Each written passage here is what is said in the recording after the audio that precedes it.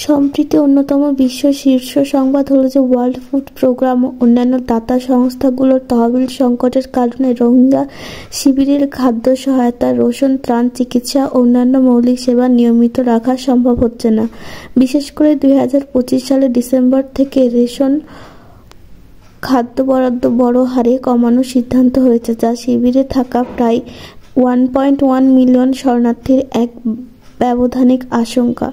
এর ফলস্বরূপ শিশুমূলক অপুষ্টি বাড়ছে। সম্প্রতি রোহিঙ্গা শিবিরগুলোর মধ্যে মারাত্মক পুষ্টিহীনতায় শিশুদের সংখ্যা বেড়েই চলেছে, তা প্রায় 27% বৃদ্ধি পেয়েছে। শিক্ষাসহ অন্যান্য মৌলিক অধিকারও ঝুঁকিতে পড়ছে। 2025 সালের মধ্যে প্রায় 2.30 লক্ষ রোহিঙ্গা শিশু শিক্ষা ঝুঁকিতে আছে বলে ইউনিসেফ জানিয়েছে। অর্থাৎ খাদ্য স্বাস্থ্য সংকট সঙ্গে সঙ্গে শিক্ষার হারও সংকট পড়েছে।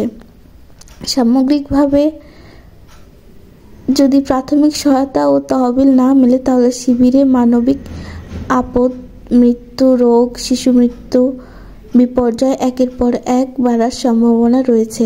অনেক বিশেষজ্ঞই সতর্ক করেছেন যে আন্তর্জাতিক সম্প্রদায়ের অবহেলা থাকলে পরিণতি ভয়াবহ হতে পারে। রোহিঙ্গা শিবিরগুলো এখন খাদ্য, স্বাস্থ্য, শিক্ষা সব মিলিয়ে একটি বড় মানবিক সংকটের মুখে। যদি নতুন তহবিল বা সহায়তা না আসে, শরণার্থীদের মৌলিক অধিকার ও জীবন হুমকি উভয়ই বাড়বে।